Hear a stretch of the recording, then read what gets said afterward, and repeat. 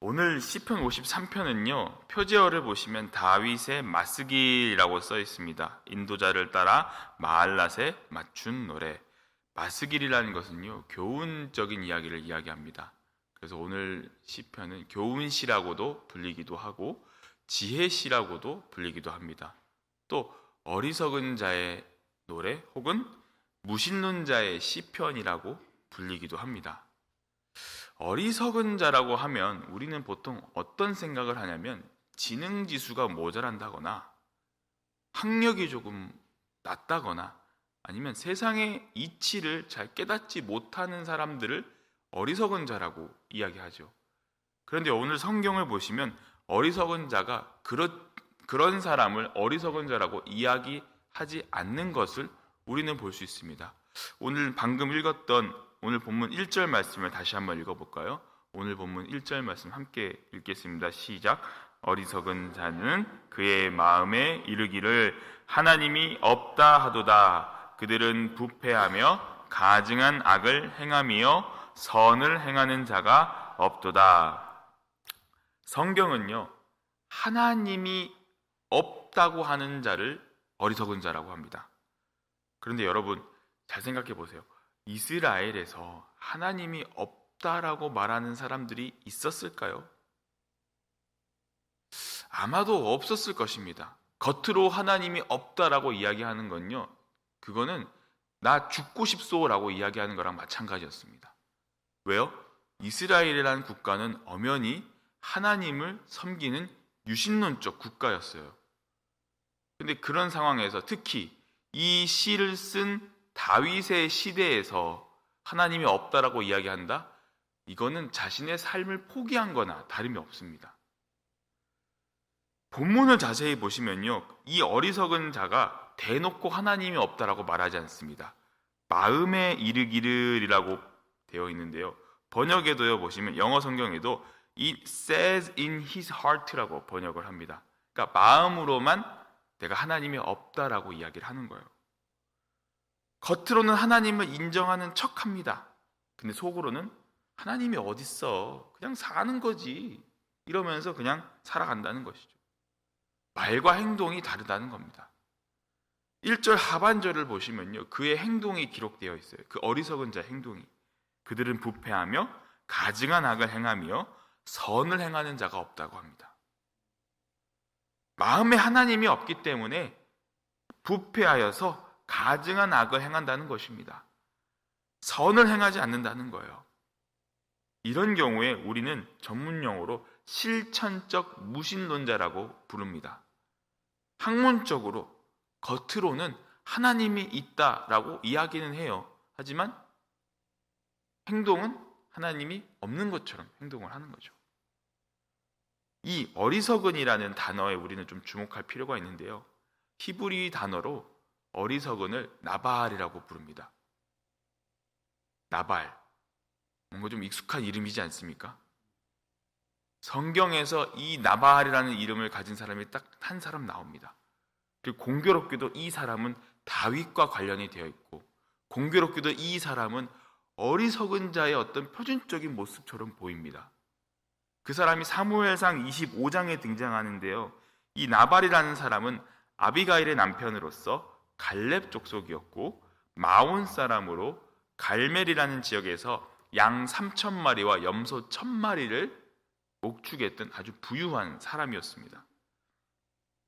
어느 날 다윗이 그 나발이 양털을 깎는다는 소식을 듣게 되죠. 그 당시에 목축업자들이 이 양이나 염소를 키우는 사람들이 이 양을 털을 깎는다, 염소의 털을 깎는다. 그날은 잔치였습니다. 잔치. 음식을 많이 준비하고 아주 사람들이 풍성하게 모이는 날이었죠.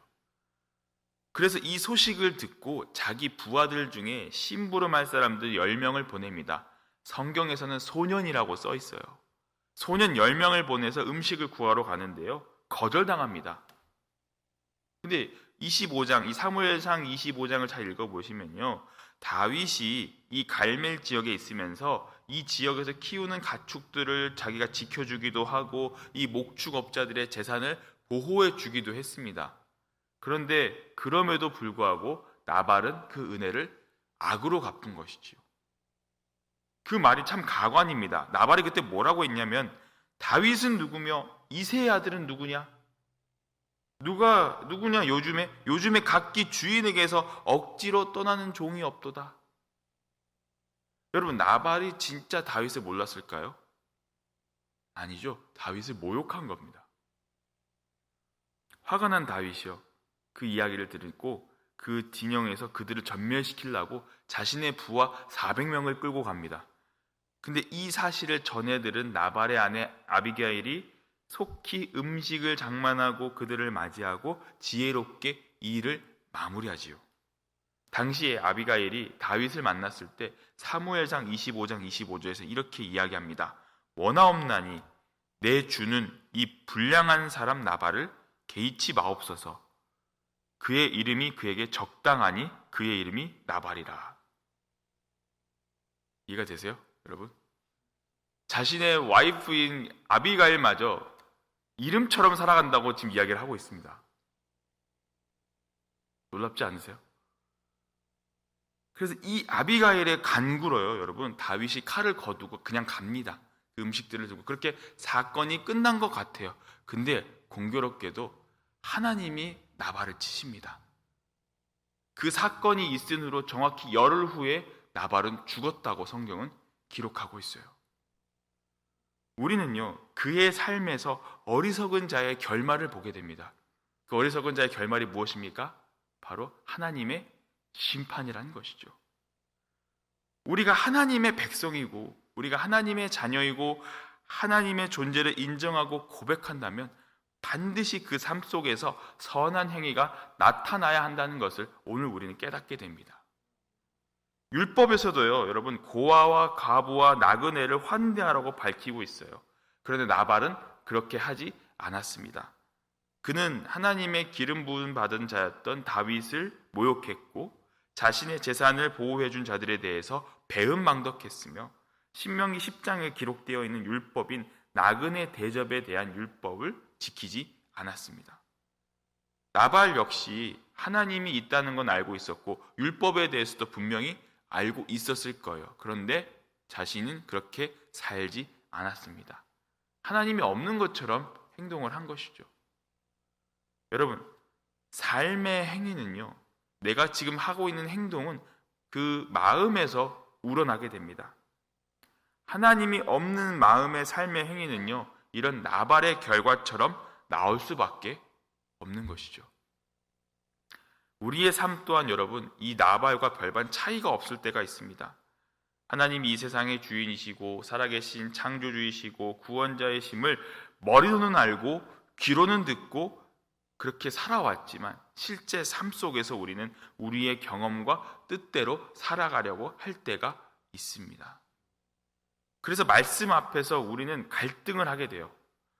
하나님을 삶에서 인정하기보다는 내 경험과 지식을 더 신뢰할 때가 있죠. 그런데 어떻게 됩니까? 복음과 내 판단 사이에서 대립하게 되는 그런 상황들이 발생하게 되죠. 그런데 분명히 알아야 할 사실은요, 아무리 우리의 경험과 지식이 더 좋다고 느껴진다 할지라도 주님의 말씀은 그것을 더 뛰어넘는다는 사실을 기억해야 합니다.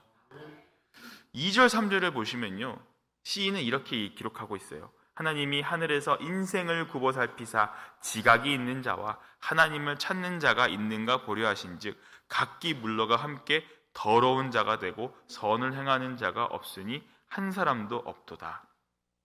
하나님이 하늘에서 인생들을 굽어 살피신답니다. 하나님이 하늘에서 사람들이 어떻게 살아가는지 한번 굽어서 이렇게 살펴보신다는 거예요. 어떻게 사는가 보자. 그래서 지각이 있는 자와 하나님을 찾는 자를 찾아보려고 하는데 없다라는 거예요. 그런 자들이 없어요. 로마서 3장 10절에 의인은 없나니 하나도 없으며, 사도 바울의 그 말처럼 세상 속에 하나님이 살아가는 것, 하나님이 없는 것처럼 그 살아가는 자들, 그 어리석은 자들이 이렇게 많다는 것을 지금 시인이 지적하고 있습니다. 4절에서는요, 이 시인이 이 어리석은 자의 행동을 계속해서 지적하고 책망해요. 어떤 행동을 책망을 하냐면 죄를 행하는 그들이 마치 떡 먹듯이 쉽게 악행을 저지르는데 익숙해 있다라는 거예요. 그러니까 이들의 삶이 하나님이 원하지 않는 삶이라는 것을 우리는 단번에 알 수 있는 것이죠.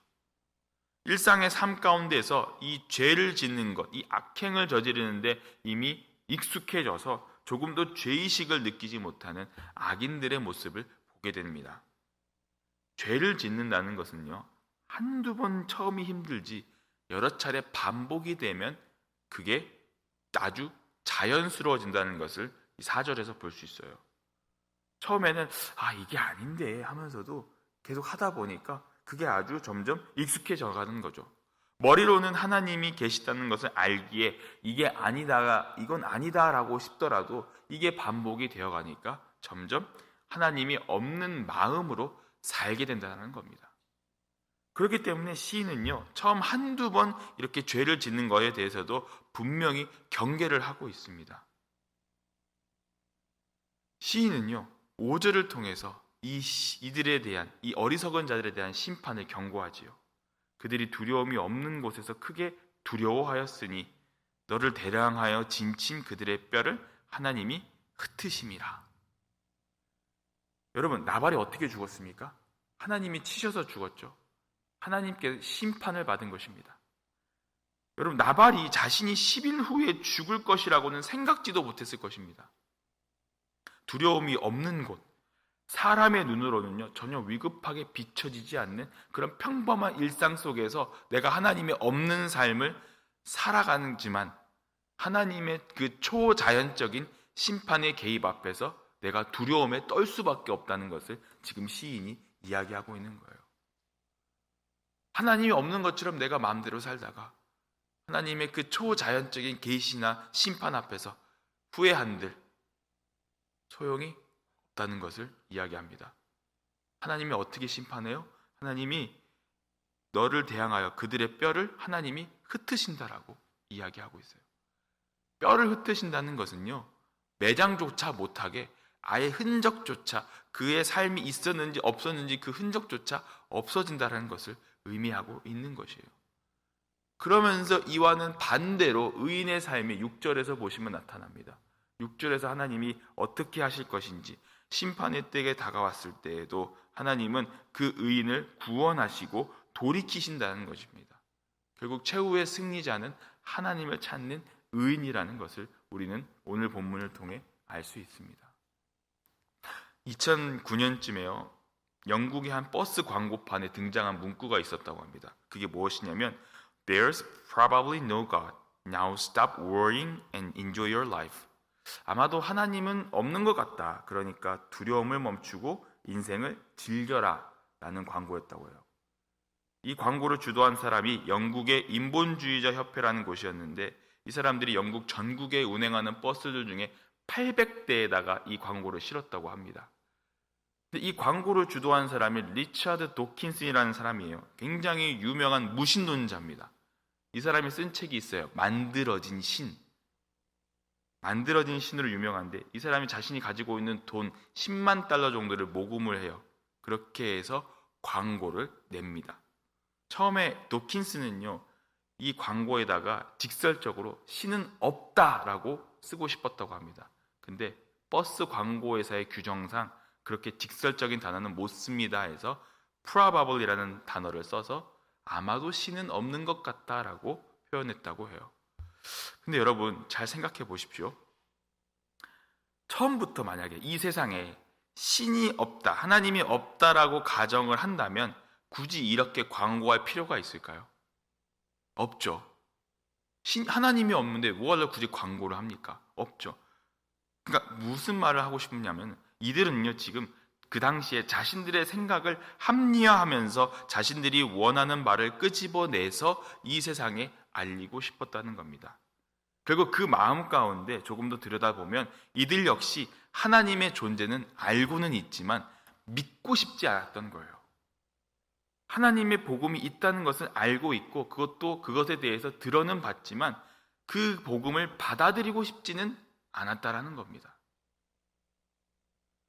아이러니하게도요, 그들은요, 자신들의 의도 속에서 하나님은 있다, 신이 있을 것이다라는 그 전제를 깔고 있었다라는 겁니다. 그럼에도 그게 싫다라는 거예요. 마치 사도 바울이 다메섹에서 복음을 전하고 있을 때 유대인들이 사도 바울을 죽이려고 했던 그 상황처럼 말이죠. 아무리 우리 마음속에 하나님이 있다고, 하나님이 없다고 해도 그 마음속에 양심이라는 게 있어서 그 양심이 우리의 마음에 비상벨을 울리는데 그것마저 싫다는 거예요. 그렇게 되면 하나님이 굽어 살피셔서 그들을 심판하신다는 겁니다. 머리로는 안 알아도 겉으로는 하나님이 있는 것을 알고는 있지만 하나님이 없다면, 그 마음에 하나님이 없다면 그 행동이 이런 행동으로 드러나게 되는 것이죠. 그래서 시인은요, 이 시편 53편을 통해 더 이상 우리가 어리석은 자가 되지 말고 하나님을 찾는 자, 하나님 안에서 지각 있는 자가 될 것을 촉구하는 것입니다.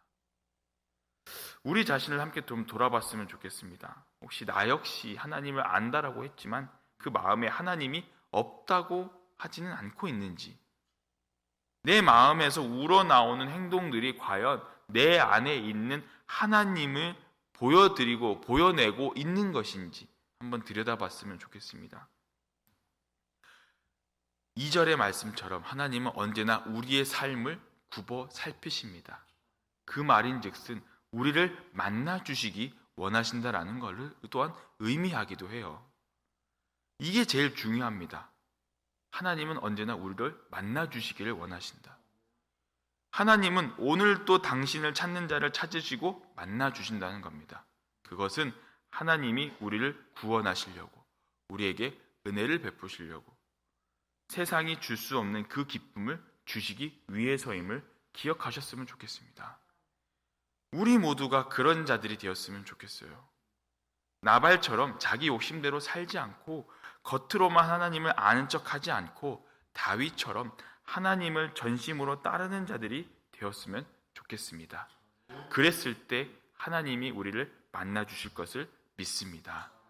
오늘 하루도요, 하나님을 구하는 믿음으로 살면서 어리석은 자가 아닌 지각 있는 자가 되어서 하나님을 찾는 자가 되어서 하나님이 만나주시는 복을 누리시는 모든 성도님들 되시기를 주님의 이름으로 간절히 축원합니다. 기도하시겠습니다. 아버지 하나님, 우리가 다 하나님을 믿는다고 말하지만 우리의 마음에 때로는 하나님을 인정하지 않고 하나님이 없는 것처럼 살았을 때가 있었음을 고백합니다. 오늘 시편 53편의 말씀처럼 우리가 어리석은 자가 되지 않게 하시고 하나님을 찾는 그런 지각 있는 자가 되게 하여 주시옵소서. 하나님이 우리를 굽어 살피신다는 것은 곧 여전히 우리를 사랑하시기에 우리를 만나주시기 위해 그런 것임을 믿습니다. 오늘 우리가 하나님을 간절히 찾고 또 찾기를 소망합니다. 죄인된 우리가 이 세상에 휩쓸리지 않도록 하나님만 바라고 하나님을 꿈꾸는 자들이 되게 하여 주시옵소서. 하나님을 향한 우리의 첫사랑이 회복되기를 간절히 소망합니다. 이 아침에 간절한 마음으로 나온 사랑하는 우리 모든 성도님들을 기억하여 주셔서 오늘 이 아침에 만나주시고 그 살아계신 하나님을 경험하는 은혜의 자리에 있게 하여 주시옵소서. 감사를 드리오며 우리를 만나주시기를 원하시는 예수 그리스도의 이름으로 간절히 기도드리옵나이다. 아멘.